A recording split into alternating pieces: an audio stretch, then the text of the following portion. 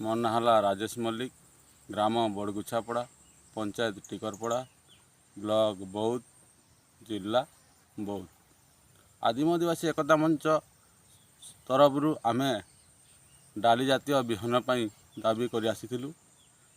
କାରଣ ରବି ଋତୁରେ ଜମି ପଡ଼ିଆ ରହୁଥିଲା ଏବଂ ପୁଷ୍ଟିକର ଖାଦ୍ୟ ଅଭାବ ଯୋଗୁଁ କୁପୋଷଣ ଶିକାର ହେଉଥିଲୁ ଏବଂ ଆର୍ଥିକ କ୍ଷେତ୍ରରେ ମଧ୍ୟ ଅସୁବିଧାର ସମ୍ମୁଖୀନ ହେଉଥିଲୁ।